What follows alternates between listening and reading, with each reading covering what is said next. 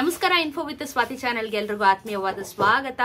ನಾನು ನಿನ್ನೆ ಮೊನ್ನೆಯಿಂದನೂ ವಿಡಿಯೋ ಮಾಡ್ಕೊತಾ ಬಂದಿದ್ದೀನಿ. 23ನೇ ಕಂತಿನ ಹಣ ರಿಲೀಸ್ ಆಗಿದೆ, ನಿಮ್ಮ ಖಾತೆಗಳಿಗೆ ಆದಷ್ಟು ಬೇಗ ರಿಲೀಸ್ ಆಗಿ ನಿಮ್ಮ ಖಾತೆಗೆ ಜಮಾ ಆಗುತ್ತೆ ಅಂತ ಹೇಳ್ಬಿಟ್ಟು. ಇದು ನಾನು ಹೇಳಿದ್ದಲ್ಲ, ಸ್ವತಃ ಲಕ್ಷ್ಮೀ ಹೆಬ್ಬಾಳ್ಕರ್ ಅವರೇ ಹೇಳಿದಂತ ವಿಚಾರ. ಈ ವಿಡಿಯೋನ ನಾನು ಮಾಡಿ ಹಾಕಿದ್ಮೇಲೆ ತುಂಬಾ ಜನ ತುಂಬಾ ಡಿಫರೆಂಟ್ ಆಗಿ ಕಮೆಂಟ್ಗಳನ್ನ ಹಾಕ್ಲಿಕ್ಕೆ ಶುರು ಮಾಡಿದ್ದಾರೆ.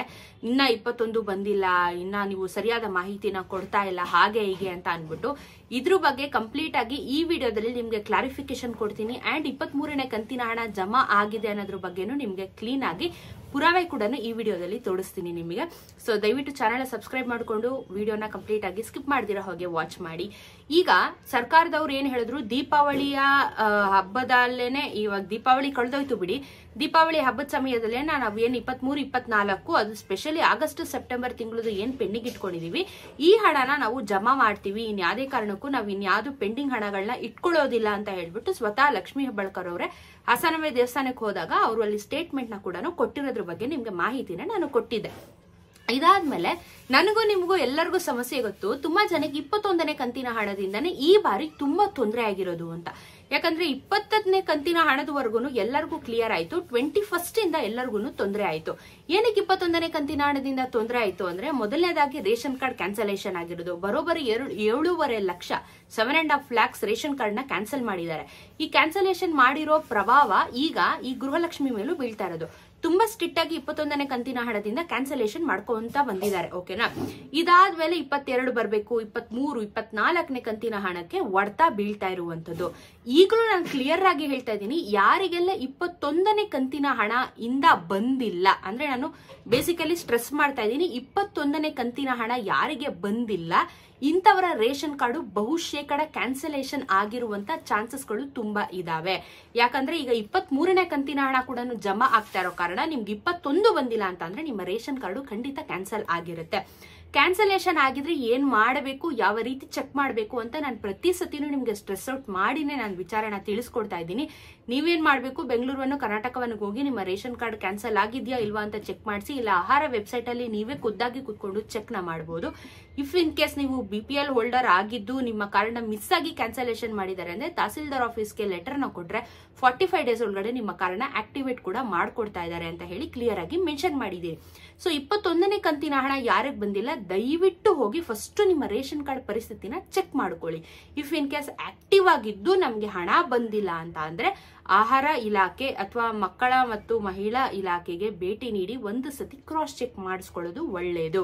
ಇಫ್ ಇನ್ ಕೇಸ್ ನಾನು ಹೇಳ್ದೆ ನಿಮ್ಗೆ, ಈ ರೇಷನ್ ಅನ್ನೋ ಒಂದು ಲಿಸ್ಟ್ ಅಲ್ಲಿ ನಿಮ್ಮ ಹೆಸರಿಲ್ಲ ಅಂತ ಅಂದ್ರೂ, ರೇಷನ್ ಕಾರ್ಡ್ ಆಕ್ಟಿವ್ ಇಲ್ಲ ಅಂದ್ರೂ ನಿಮ್ಗೆ ಗೃಹಲಕ್ಷ್ಮಿ ಹಣ ಬರ್ತಾ ಇಲ್ಲ ಅಂತ ಕೂಡ ಹೊಸದಾಗಿ ಒಂದು ಮಾಹಿತಿನ ರಿಲೀಸ್ ಮಾಡಿದ್ದಾರೆ. ಸೊ ಯಾರಿಗೆ 21 ಬಂದಿಲ್ಲ ಈ ಕೆಲಸನ ಖಂಡಿತ ಮಾಡಿ. 22ನೇ ಕಂತಿನ ಹಣ ತುಂಬಾ ಜನಕ್ಕೆ ಕಳೆದ 2-3 ದಿನದಿಂದ ಜಮಾ ಆಗ್ಲಿಕ್ಕೆ ಶುರುವಾಗಿದೆ.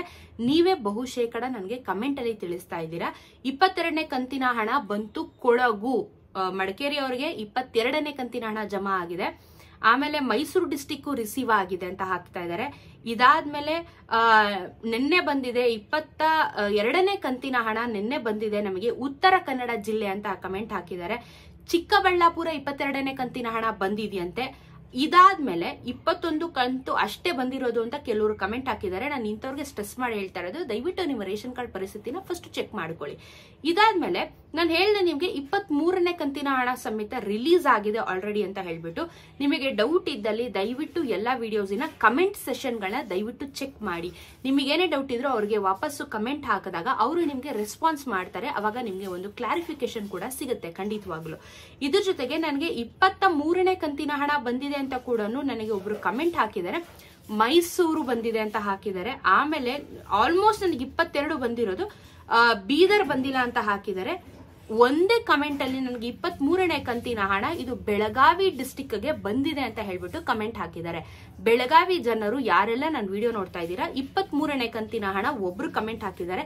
ಎಲ್ಲರಿಗೂ ಬಂದಿದೆಯಾ ಬೆಳಗಾವಿಯಲ್ಲಿರೋರಿಗೆ ದಯವಿಟ್ಟು ಕಮೆಂಟ್ ಅಲ್ಲಿ ತಿಳಿಸಿ. ನಾನು ಪ್ರತಿ ಸತಿ ಹೇಳೋಗೆ ಕೋಟಿ ಟ್ರಾನ್ಸಾಕ್ಷನ್ಸ್ ನ ಒಂದೇ ಸತಿ ಮಾಡಕ್ಕಾಗಲ್ಲ. ಹಂತವಾಗಿ ಫಸ್ಟ್ 10 days ಒಂದಷ್ಟು ಜಿಲ್ಲೆಗಳನ್ನ ಸ್ಪ್ಲಿಟ್ ಔಟ್ ಮಾಡ್ತಾರೆ, ನೆಕ್ಸ್ಟ್ 10 days ಒಂದಷ್ಟು ಜಿಲ್ಲೆಗಳನ್ನ ಸ್ಪ್ಲಿಟ್ ಔಟ್ ಮಾಡ್ತಾರೆ. 1 ತಿಂಗಳ ಅವಧಿ ಒಳಗೆ 31 ಜಿಲ್ಲೆಗಳಿಗೂ ಎಲ್ಲಾನು ಹಣ ತಲುಪಿಸುವಂತ ಪ್ರಯತ್ನನ ಸರ್ಕಾರ ಮಾಡ್ತಾ ಇರುವಂತದ್ದು. ಸೊ ಸ್ವಲ್ಪ ತಡೆಗಳು ಖಂಡಿತವಾಗ್ಲೂ ಆಗುತ್ತೆ, ನೀವು ತಾಳ್ಮೆಯಿಂದ ಕಾಯ್ಬೇಕಾಗತ್ತೆ. ಇಷ್ಟೊಂದೇ ರೀಸನ್ ನಾವು ಕೊಡಕ್ಕಾಗೋದು ಅಥವಾ ಸರ್ಕಾರದವರು ಕೊಡಕ್ಕಾಗೋದು. 23 ಜಮಾ ಆಗ್ತಾ ಇದೆ ಅನ್ನೋದಕ್ಕೆ ಇದೇ ಸಾಕ್ಷಿ. ಬೇರೆಯವ್ರಿಗೆ ಯಾರಿಗೆ ಬಂದಿದೆ, ಈಗ 22, 21 ಬಿಟ್ಟು 23 ಯಾವ ಜಿಲ್ಲೆಗೆ ಬಂದಿದೆ ಅನ್ನೋದನ್ನ ದಯವಿಟ್ಟು ಕಮೆಂಟ್ ಅಲ್ಲಿ ತಿಳಿಸಿ. 24 ಬಗ್ಗೆ ನಾವು ಮಾತಾಡೋದು ಬೇಡ, ಯಾಕಂದ್ರೆ ಅದಿನ್ನೂ ತಡ ಆಗುತ್ತೆ. 23 ಇದುವರೆಗೂ ಜಮಾ ಆಗಿದೆ. ದೀಪಾವಳಿ ಹಬ್ಬಕ್ಕೆ ಜಮಾ ಮಾಡಿದ್ದಾರೆ ಆಲ್ರೆಡಿ.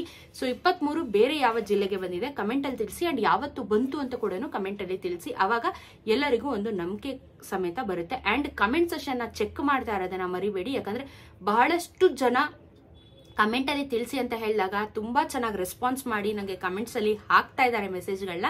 ಸೊ ಹಾಗಾಗಿ ಸ್ವಲ್ಪ ಕಮೆಂಟ್ ನ ಚೆಕ್ ಮಾಡಿದಾಗ ನಿಮ್ಗೂ ಸಹ ಒಂದು ಕ್ಲಾರಿಫಿಕೇಶನ್ ಸಿಗುತ್ತೆ ಅಂಡ್ ನಿಮ್ಗೆ ಕನ್ಫರ್ಮೇಶನ್ ಸಮೇತ ನಿಮ್ಗೆ ಸಿಗುತ್ತೆ.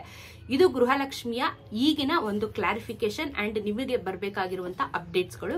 ಸದ್ಯದ ಮಟ್ಟದಲ್ಲಿ ಸರ್ಕಾರದಿಂದ ಯಾವುದೇ ರೀತಿಯಾಗಿರುವಂತಹ ಘೋಷಣೆಗಳು ಆಗ್ಲಿಲ್ಲ. ಯಾವ್ದಾದ್ರು ಆದಾಗ ನಾನು ತಕ್ಷಣ ವಿಡಿಯೋ ಮಾಡಿ ತಿಳಿಸುವಂತ ಪ್ರಯತ್ನನ ಮಾಡ್ತೀನಿ. ಸೊ ಇದು ಇವತ್ತಿನ ಗೃಹಲಕ್ಷ್ಮಿಯ ಅಪ್ಡೇಟ್. ಸಿಗೋಣ ಮತ್ತೊಂದಷ್ಟು ಇದೇ ರೀತಿ ಇನ್ಫಾರ್ಮೇಟಿವ್ ವಿಡಿಯೋ ಒಂದಿಗೆ. ಚಾನೆಲ್ ಸಬ್ಸ್ಕ್ರೈಬ್ ಮಾಡ್ಕೊಳ್ಳೋದನ್ನ ಮರಿಬೇಡಿ. ನಮಸ್ಕಾರ.